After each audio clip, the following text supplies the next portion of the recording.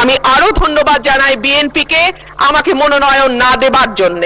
শহীদদের যে প্রত্যাশা নিয়ে গণ অভ্যুত্থান, সেই প্রত্যাশা কিন্তু বায়বীয় বা অলীক কোনো বিষয় ছিল না। এইবারও রাষ্ট্রপতির ভাষণ মন্ত্রিপরিষদ কর্তৃক অনুমোদিত একটি ভাষণ তাকে দিতে হলো।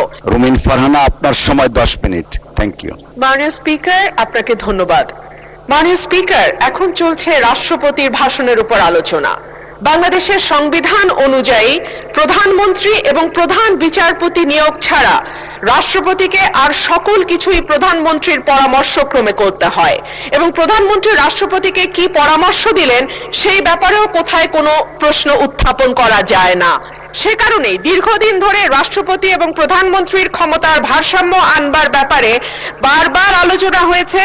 সরকারি দল, বিরোধী দল, 24-এর অভ্যুত্থানের আগে পরে সকল সময় বলা হয়েছে যে রাষ্ট্রপতি এবং প্রধানমন্ত্রীর ক্ষমতার ভারসাম্য আনা হোক।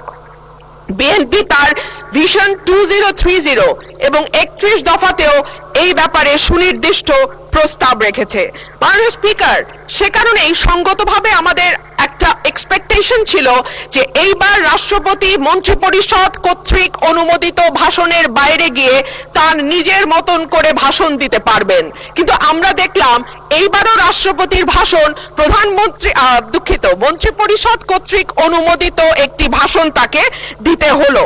সো আমরা যদি এতটুকু স্বাধীনতা মাননীয় স্পিকার রাষ্ট্রপতিকে দিতে না পারি, তাহলে আর আমরা কোন ভারসাম্যের কথা বলছি?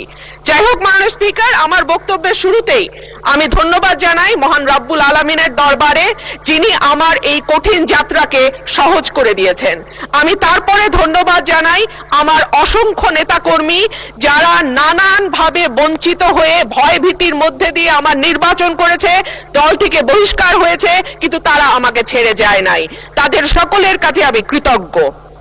মাননীয় স্পিকার, আমি আরো ধন্যবাদ জানাই বিএনপিকে আমাকে মনোনয়ন না দেবার জন্য। আমাকে মনোনয়ন না দেওয়ার কারণেই আমি বুঝতে পেরেছি বাংলাদেশের টেকনাফ থেকে তেঁতুলিয়া কত লক্ষ মানুষের ভালোবাসা, দোয়া, সহযোগিতা আমার পাশে ছিল। একটা দলীয় গণ্ডির মধ্যে থেকে নির্বাচন করলে এটা বুঝবার সৌভাগ্য আমার হতো না। মাননীয় স্পিকার, আমি গভীর শ্রদ্ধার সঙ্গে স্মরণ করি দেশনেত্রী, 3 বারের সাবেক প্রধানমন্ত্রী বেগম খালেদা জিয়াকে, যিনি আমাকে স্নেহ দিয়ে রাজনীতিতে এনেছিলেন, এবং আমি বিশ্বাস করি তার অপূর্ণতা এই সংসদে কোনো দিন পূরণ হবে না। মাননীয় স্পিকার, হাজার মানুষের আত্মত্যাগ, তার ফসল হচ্ছে আজকের এই সংসদ। এই মানুষগুলো কারা, যাদের আত্মত্যাগের বিনিময়ে আমরা আজকে কেউ মন্ত্রী, কেউ এমপি, কেউ সরকারি দল, কেউ বিরোধী দল হয়ে এসে সংসদে বসেছি? মাননীয় স্পিকার, তাদের স্বপ্ন কি ছিল? তারা জানতো তাদের এই আত্মত্যাগের বিনিময়ে তারা কিন্তু কেউ মন্ত্রী হবে না, এমপিও হবে না। তারা ছিল সাধারণ মানুষ, একেবারে খেটে খাওয়া সাধারণ জনগণ বাংলাদেশের। তারা একটা স্বপ্ন দেখেছিল, একটা নতুন বাংলাদেশ তৈরির স্বপ্ন, একটা নতুন রাজনীতি নির্মাণের স্বপ্ন, একটা নতুন চিন্তার জন্ম দেওয়ার স্বপ্ন, এবং সর্বোপরি সকলের জন্য যেই ভীষণ রকম বৈষম্য আমরা দেখেছি গত কয়েক বছর, সেখান থেকে মুক্ত হয়ে সকলকে নিয়ে, সকলকে একসাথে করে একটা বাংলাদেশের স্বপ্ন। সেই সকল মানুষের কাছে আমি এবং আমি বিশ্বাস করি আমার সহকর্মী এই সংসদ সদস্যরা সকলেই কৃতজ্ঞ। মাননীয় স্পিকার, শহীদদের যে প্রত্যাশা নিয়ে গণ অভ্যুত্থান, সেই প্রত্যাশা কিন্তু বায়বীয় বা অলীক কোনো বিষয় ছিল না। এখনো যদি আমরা দেয়ালে দেয়ালে তাকাই, আমরা দেখব তারা তাদের স্বপ্নের কথা দেয়ালে লিখে গেছে। উই ওয়ান্ট জাস্টিস, কিংবা দেশটা কারো বাপের না, তুমি কে আমি কে, বিকল্প বিকল্প। আসছে ফাগুন, আমরা হব দ্বিগুণ। শোনো মহাজন, আমরা অনেকজন। Change the rules, be a voice not echo. দিনে নাটক, রাতে আটক, নাটক কম করো প্রিয়। হামাক ব্যাটাক মারলু কেন? এমন হাজার প্রশ্ন, লক্ষ জিজ্ঞাসা। এই লড়াইটা কেবল একটা সরকার পরিবর্তনের লড়াই ছিল না মাননীয় স্পিকার। যেই কথাটি আমি বলেছি, একটা স্বপ্ন, একটা নতুন বাংলাদেশ, সকলকে নিয়ে সকলের বাংলাদেশ গঠন করবার একটা স্বপ্ন নিয়ে এই গণ অভ্যুত্থান হয়েছিল। মাননীয় স্পিকার, আমরা স্বপ্ন দেখেছিলাম ধর্ম, বর্ণ, জাতিগোষ্ঠী বা লৈঙ্গিক পরিচয়ের ভিত্তিতে কাউকে অপর বা আদার করে দেয়া হবে না। মাননীয় স্পিকার, আমি খুব বিনয়ের সাথে বলি, এই আন্দোলনের সম্মুখ সারিতে ছিলেন নারীরা। এক ঝাঁক নতুন প্রজন্মের তরুণ মুখ আমরা পেয়েছিলাম। সেই নারীরা 1 বছর পার না হতে হারিয়ে গেলেন কেন 7 জন নারী সাংসদের এই সংসদে, সেই প্রশ্নটা আমি আপনাদের কাছে রেখে যাচ্ছি। মিছিলের সামনের সারিতে নারীর প্রয়োজন হয়, পুলিশের টিয়ার শেল লাঠিচার্জের সামনে নারী ঢাল হয়ে ধারায়, অস্থির সময় নারীর সাহায্য ছাড়া পার হওয়া যায় না, আর সবকিছু যখন ঠিক হয় তখন নারী হয়ে যায় ট্রোলের বস্তু। নারীর পোশাক, নারীর চেহারা, নারীর কথা, নারীর হাসি সবকিছুই তখন হাসির খোরাকে পরিণত হয়। মাননীয় স্পিকার, আমি আপনার মাধ্যমে আজকের সংসদে আরেকটি কথা বলে যাই। 52% মানুষকে পেছনে ফেলে নতুন বাংলাদেশ রচনার কোনো চিন্তা যদি কেউ করে থাকে, সেটা কখনো সম্ভব না, কোনো দিন সম্ভব না। মাননীয় স্পিকার, রাষ্ট্রপতি ভাষণের 5 নম্বর প্যারায় বলা হয়েছে, বিবিএস এর চূড়ান্ত হিসাব অনুযায়ী জিডিপি প্রবৃদ্ধির হার 3.49%। প্রবৃদ্ধি হচ্ছে, উৎপাদন বাড়ছে, কিন্তু সেই অনুপাতে কর্মসংস্থান সৃষ্টি হচ্ছে না, বরং উৎপাদন ও সেবা খাতগুলোকে অর্থনীতির মূল চালিকা শক্তি হিসেবে ধরা হয়। সেই 2 খাতেই কর্মসংস্থান চলছে। একে চাকরিবিহীন প্রবৃদ্ধি বলে, যা দীর্ঘমেয়াদে অর্থনীতির স্থিতিশীলতা, অন্তর্ভুক্তিমূলক প্রবৃদ্ধির জন্য একটি বড় ঝুঁকি। দেশে শিক্ষিত বেকারের সংখ্যা বাড়ছে, অন্যদিকে দক্ষতার অভাব এবং ভাষাগত দুর্বলতার কারণে বড় বড় প্রতিষ্ঠানগুলো বাধ্য হচ্ছে অন্য লোক নিয়োগ দিতে, অর্থাৎ কর্মমুখী শিক্ষা দিয়ে চাকরির জন্য প্রস্তুত করতে আমরা ব্যর্থ হচ্ছি। মাধ্যমিকের নিচে শিক্ষাগত যোগ্যতা থাকা ব্যক্তিদের বেকারত্বের হার যেখানে 3.01%, সেখানে উচ্চ ডিগ্রিধারীদের ক্ষেত্রে এটি 8.7%। ভাষণের 6 নম্বর প্যারায় মূল্যস্ফীতির কথা বলা আছে। বিবিএস এর সর্বশেষ হিসাব অনুযায়ী চলতি বছরের ফেব্রুয়ারি মাসে দেশের খাদ্য মূল্যস্ফীতি দাঁড়িয়েছে 9.30%, যা গত 13 মাসের মধ্যে সর্বোচ্চ।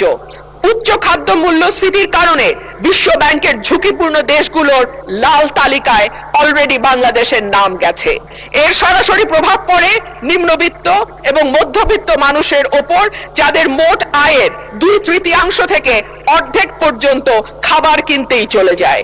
ক্রমাগত মূল্যস্ফীতি দারিদ্র বাড়ায়, পুষ্টিহীনতা তৈরি করে এবং আগামী প্রজন্মের মেধা বিকাশে সরাসরি প্রভাব রাখে। মাননীয় স্পিকার, প্যারা 7-এ রাষ্ট্রপতি 19 ফেব্রুয়ারি পর্যন্ত বৈদেশিক মুদ্রার যে রিজার্ভ, সেটা দাঁড়িয়েছে $34.78 বিলিয়ন বলে ঘোষণা করেছেন। এই বৈদেশিক মুদ্রা আয়ের প্রধান খাত হলো পোশাক রপ্তানি। এরপর আছে প্রায় 1 কোটি প্রবাসীর পাঠানো রেমিটেন্স, বৈদেশিক ঋণ, ফরেন ডাইরেক্ট ইনভেস্টমেন্ট বা এফডিআই, বৈদেশিক অনুদান ইত্যাদি। একক শিল্প হিসেবে তৈরি পোশাক খাতের উপর অতিরিক্ত নির্ভরতা, বৈদেশিক ঋণ বেড়ে $113.51 বিলিয়ন হওয়া, এফডিআই এর ক্রমাবনমন ইত্যাদিকে মোকাবেলা করতে হলে রফতানি পণ্যের বহুমুখীকরণ, বিনিয়োগ বান্ধব পরিবেশ তৈরি, বিদেশে দক্ষ শ্রমশক্তি প্রেরণের কোনো বিকল্প নাই। সম্প্রতি সিপিডির সম্মানীয় ফেলো প্রফেসর মোস্তাফিজুর রহমান বলেন, ভবিষ্যতে ঋণ পরিশোধের চাপ আরো বাড়বে, তাই এখন থেকে আয় বাড়ানোর দিকে নজর দিতে হবে। রপ্তানি ও প্রবাসী আয়ের প্রবাহ শক্ত না হলে এই চাপ সামাল দেয়া সত্যিই কঠিন। পাশাপাশি হুন্ডি ও অর্থ পাচার বন্ধে কঠোর ব্যবস্থা নেওয়ার কথা বলা হয়েছে। গত 15 বছরে দেশ থেকে যে বিপুল পরিমাণ টাকা পাচার হয়েছে, যার পরিমাণ কেন্দ্রীয় ব্যাংকের হিসাব মতে $23,400 কোটি, সেটি ফেরত আনা না গেলে কিংবা ব্যাংক খাতে থাকা 6 লক্ষ কোটি টাকার খেলাপি ঋণের পরিমাণ কমিয়ে আনা না গেলে অর্থনীতির পুনরুদ্ধারের কোনো পরিকল্পনাই কাজে আসবে না। পাচারকৃত টাকার 75% যায় ওভার অ্যান্ড আন্ডার ইনভয়েসিং এর মাধ্যমে। গত 10 বছরে এই ওভার অ্যান্ড আন্ডার ইনভয়েসিং এর মাধ্যমে পাচার হয়েছে $68 বিলিয়ন। সুতরাং এই মিথ্যা ইনভয়েসিং বন্ধ করা না গেলে টাকা পাচারও বন্ধ সম্ভব নয়। মাননীয় স্পিকার, রাষ্ট্রপতি তার ভাষণে বাংলাদেশ ব্যাংক, রাষ্ট্রায়ত্ত ও বেসরকারি ব্যাংক, বীমা, আর্থিক প্রতিষ্ঠান ও পুঁজিবাজারের সঙ্গে সমন্বয়ের মাধ্যমে সার্বিক তদারকি উন্নতকরণ, আমানতকারীদের সুরক্ষা নিশ্চিত, খেলাপি ঋণ হ্রাসে গুরুত্ব দেওয়ার কথা বলেছেন। যে কোনো দেশে কেন্দ্রীয় ব্যাংক হলো আর্থিক প্রতিষ্ঠানের নিয়ন্ত্রক সংস্থা, এটি সরকারের ব্যাংক হিসেবে কাজ করে। দক্ষিণ এশিয়ার দেশগুলোর দিকে তাকালে দেখা যায় কেন্দ্রীয় ব্যাংকে প্রিন্সটন বা ক্যালিফোর্নিয়া থেকে পিএইচডি করা উচ্চ ডিগ্রিধারী মানুষজন, অভিজ্ঞতা সম্পন্ন লোকজন নিয়োগ পেয়েছেন। অন্যদিকে বাংলাদেশে নতুন সরকার গঠনের পর যিনি নিয়োগ পেয়েছেন তিনি হলেন বিএনপির নির্বাচন পরিচালনা কমিটির সদস্য এবং একজন সোয়েটার ফ্যাক্টরির এমডি। মাননীয় স্পিকার, আমি আপনাকে অনুরোধ করব আমার সময় 2 মিনিট বাড়িয়ে দিতে। মাননীয় স্পিকার, একই ঘটনা আমরা বিশ্ববিদ্যালয়ের উপাচার্য নিয়োগের ক্ষেত্রেও দেখেছি। সবগুলো বিশ্ববিদ্যালয়ে দলীয় ভিসি প্রভিসি নিয়োগ দেওয়া হয়েছে। দল করা দূষণীয় কিছু নয়, কিন্তু দল না করলে যদি নিয়োগ না হয় সেটা দুর্ভাগ্যজনক। দলদাস শিক্ষকদের হাতে। ধন্যবাদ মাননীয় সদস্য। মাননীয় চিফ হুইপের অনুরোধে অলরেডি আপনাকে আজকের দিনের মধ্যে সর্বোচ্চ সময় দেয়া হয়েছে 10 মিনিট। আপনার বক্তব্যের ফ্লো যেন ঠিক থাকে সেজন্য টানা 10 মিনিট দেওয়া হয়েছে। মাননীয় সদস্য, আপনাকে অসংখ্য ধন্যবাদ। আমাদের মাননীয় সদস্য,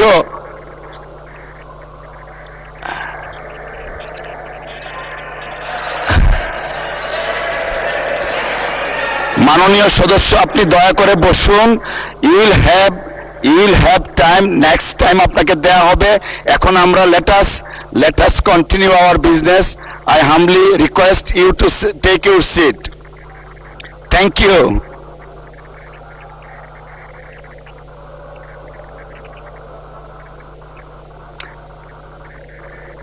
উনি তো স্বতন্ত্র। আচ্ছা ঠিক আছে, 1 মিনিট দেওয়া হলো আপনাকে। মাননীয় স্পিকার, আপনাকে অসংখ্য ধন্যবাদ। মাননীয় স্পিকার, রাষ্ট্রপতির ভাষণে উঠে এসেছে অলিগার্কিক কাঠামো ভেঙে জনগণের অংশগ্রহণ নিশ্চিত করা, বিনিয়োগ নির্ভর অর্থনীতি তৈরি করা। আশা করব আগামীতে সালমানের জায়গায় সাইফুর এসে বসবে না। আশা করব বিনিয়োগ বান্ধব পরিবেশ তখনই হবে যখন আমরা আমলাতান্ত্রিক জটিলতা কমিয়ে বিদ্যুৎ গ্যাসের নিরবচ্ছিন্ন সরবরাহ নিশ্চিত করতে পারবো, ঘুষ দুর্নীতি কমিয়ে একটা ওয়ান স্টপ সার্ভিসের ব্যবস্থা করতে পারবো। পাতানো নির্বাচন বলতেই 14, 18, 24-এর কথা আসে মাননীয় স্পিকার, কিন্তু গত কয়েকদিন আগে পত্রিকায় যেটা স্পষ্টভাবে এসছে 2008 সালের নির্বাচন মাননীয় স্পিকার, সেটিও কোনো নিরপেক্ষ নির্বাচন ছিল না। 2008 সালের নির্বাচনেও একরকম পাতানো খেলা এবং ভেতরের নানান নকশার মাধ্যমে এক দলকে একেবারে ব্রুট মেজরিটি দিয়ে সংসদে আনা। ধন্যবাদ মাননীয় সদস্য।